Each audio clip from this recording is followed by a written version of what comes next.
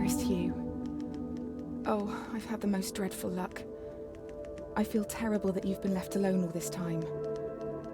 The traitorous Dr. Gray tried to steal the annular spectrum, a ring I developed to allow perception and alteration of colour.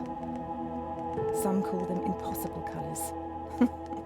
Impossible for Dr. Gray, maybe. Anyway, something went wrong. I turned a strange shade and became invisible. The ring, it fractured, scattering coloured shards far and wide. I stayed at home for many weeks, watching, waiting, existing on this coloured plane. I couldn't speak to you, nor interact with anything in the mono world. So I left. I left for the university where I hid away the coloured tools I had created. I pray you have found what is left of the ring.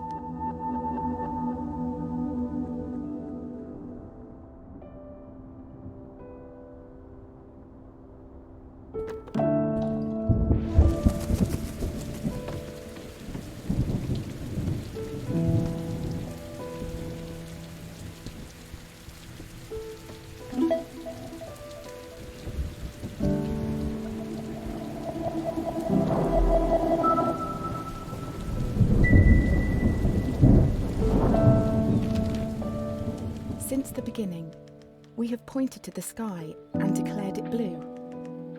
It is this shared vision, this unquestioned understanding which connects us. But are you really seeing blue the same way I see it? Perhaps blue is nothing more than a shade of grey to you. Perhaps everyone in this world sees nothing but shades of grey. Don't you see, Hue? This is why we're here.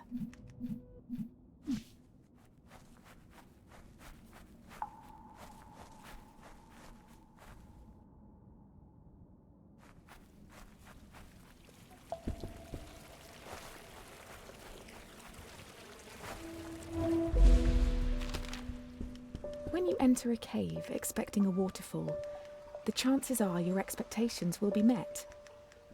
But if you discard those expectations, don't you think instead the cave will be full of surprises? I ask for you, Hue, to abandon your expectations, to pull me back from the brink of unreality. I need you to see the world not for what it is, but for what it can be.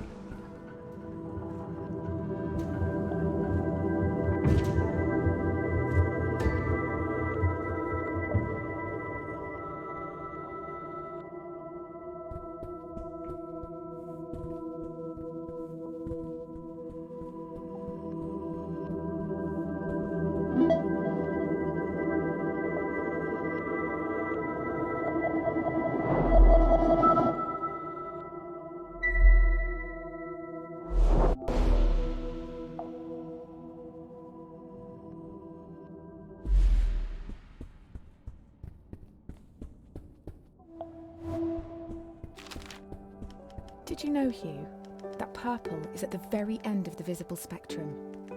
It's the hardest colour for our eyes to distinguish.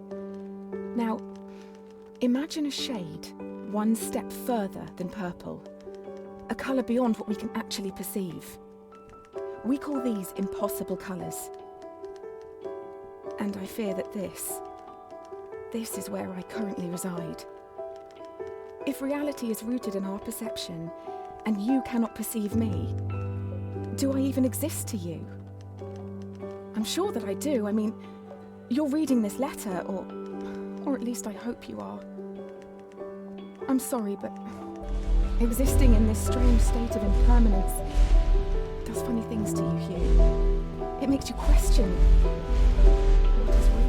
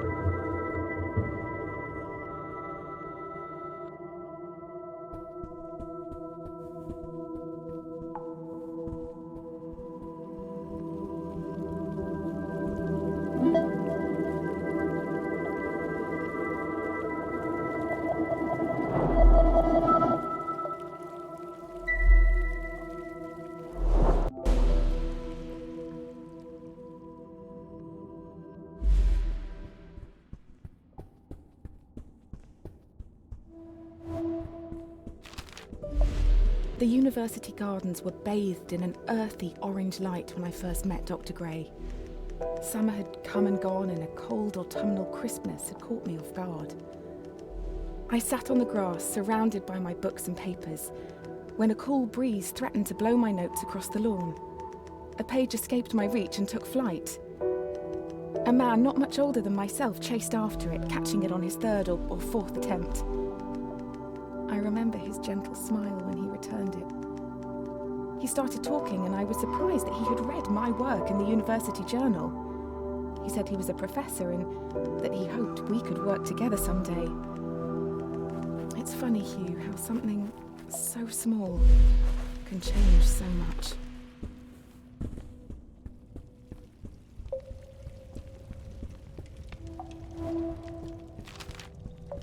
Dr. Gray soon became my assigned mentor, and I can't help but feel he somehow had a hand in it. Our fires burnt brightest when we worked together. It felt like we could achieve anything. We discovered more about colour than I could ever have imagined. We split light, mapped spectrums, we painted, we laughed. We worked long hours, and soon our goal became all-consuming. We were vessels. The work became more important than us, and we knew it.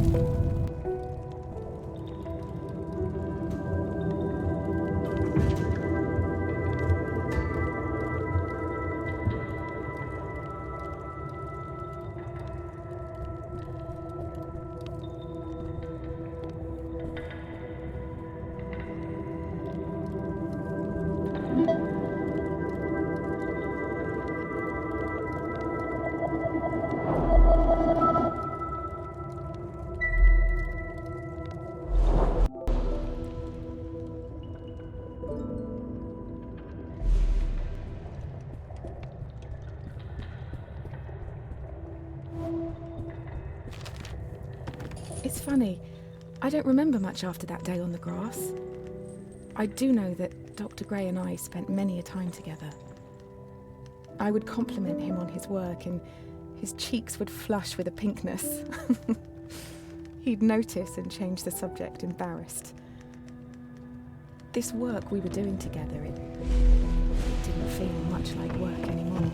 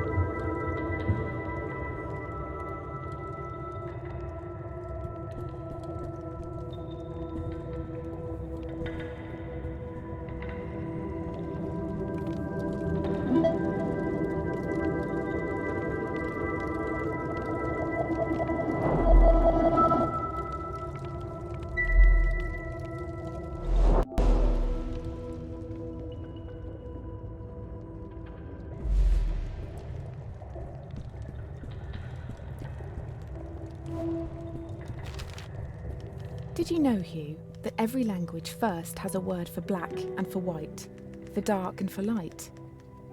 The first colour described afterwards is always red, the colour of blood and wine, the colour of anger. The anger I felt when I was told my experiments had gone too far. When Dr. Gray sided with the university, stopping my research altogether. for all our languages, for all our ways to communicate. It's funny how sometimes we simply cannot.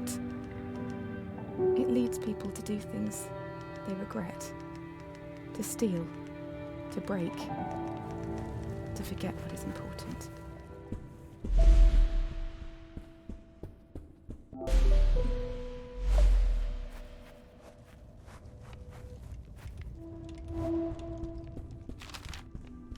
Once a seed has taken root, it doesn't take long for it to grow, to nurture and blossom into something beautiful. The seed of knowledge was planted in my mind, and I wasn't prepared to let it wilt and die.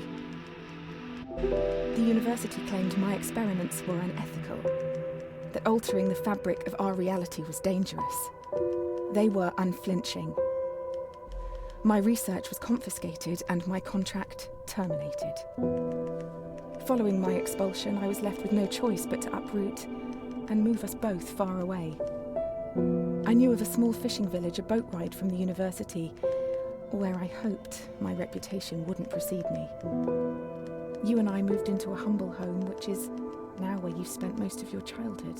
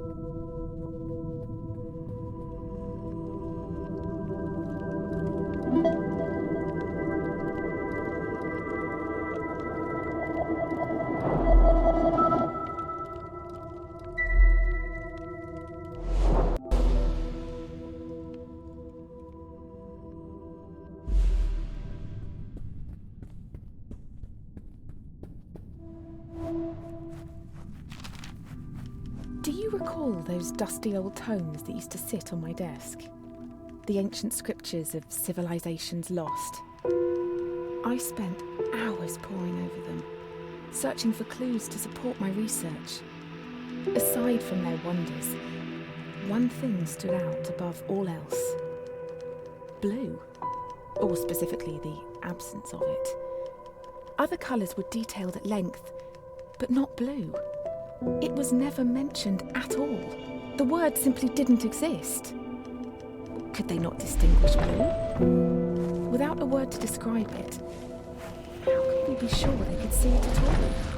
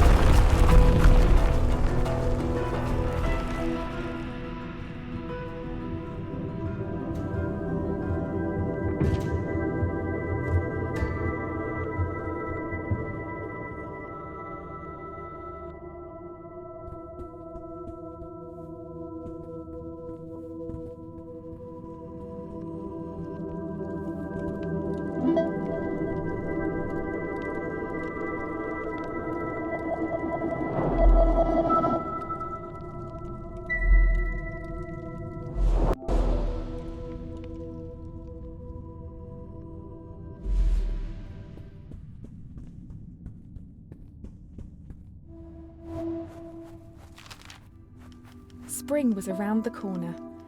Yellow daffodils poked through the dirt in our backyard. As time moved, my resentment slowly slipped away. I continued my research from home. Without Dr. Gray, work was slow, but I still made progress. One day, Hue, when you were sleeping, I watched over you. I was on the cusp of a breakthrough, and you were the last person left to see it. I was so excited for the both of us.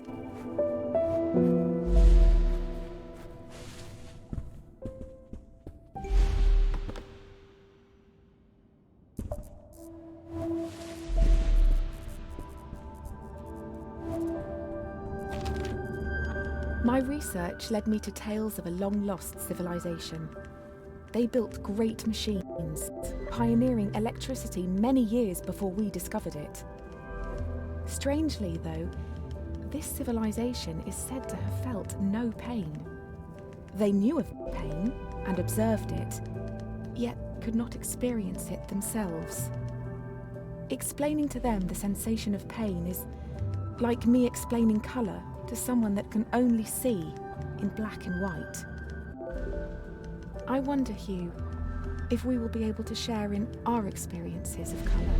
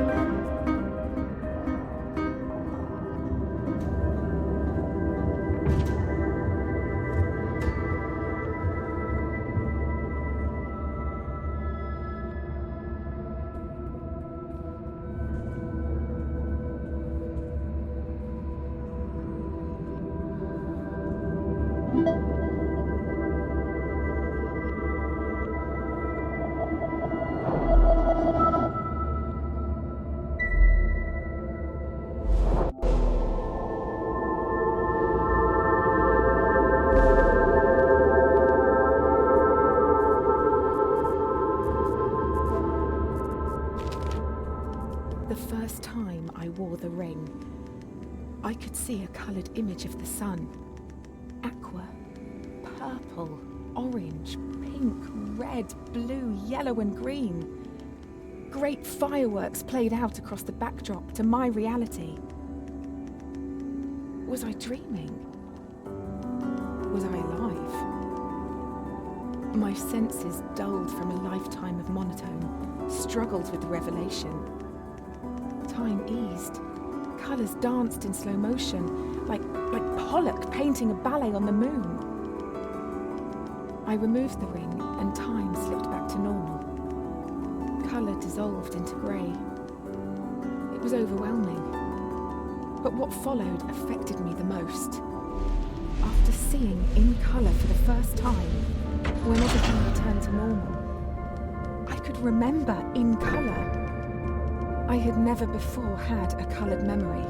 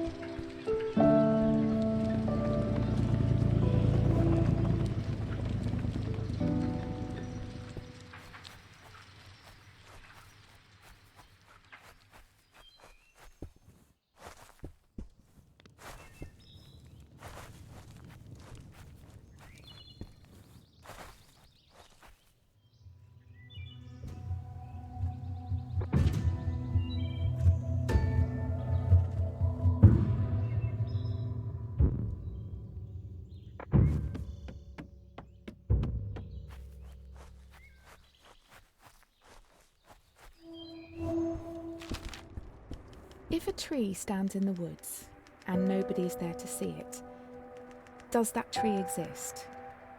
Does it have colour and form? Does it matter?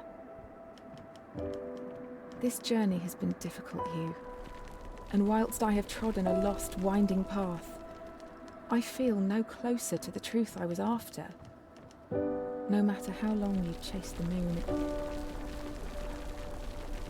If truth does exist in our minds, then I feel there may be one that I have neglected.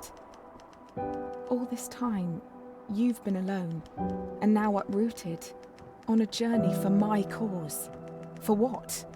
So that I could see the world a little clearer? I do hope, in the end, it was worth it. For both of us.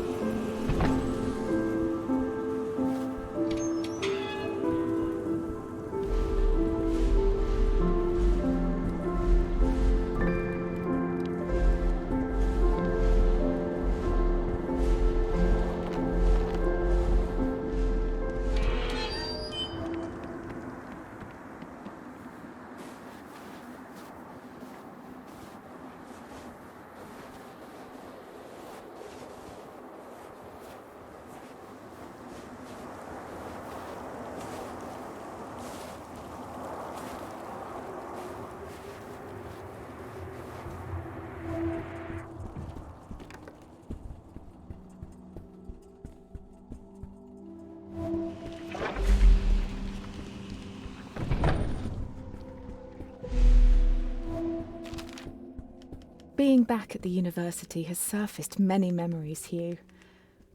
I remember taking you to lectures.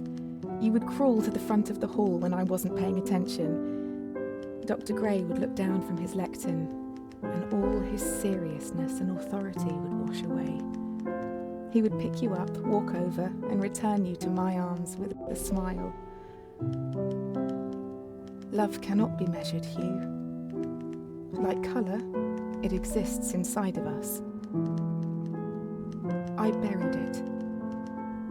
I buried the love that I had for my own ends.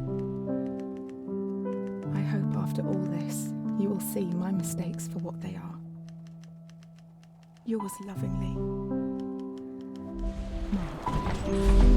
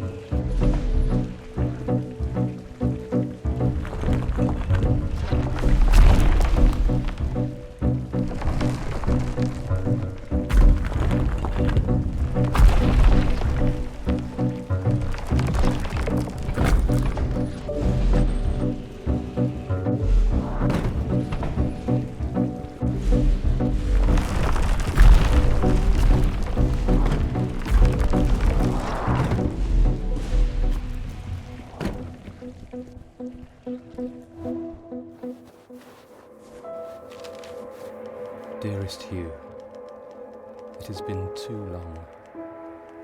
You have grown so much. Your mother, I tried to warn her. I thought that exiling her from the university would protect her, would protect you. She did not understand that some people choose not to see. I never stole the ring from her, Hugh. I tried to destroy it, before it destroyed her. I now know she had it under control. She knew what she was doing. My intervention shattered the ring, altering your mother's very fabric.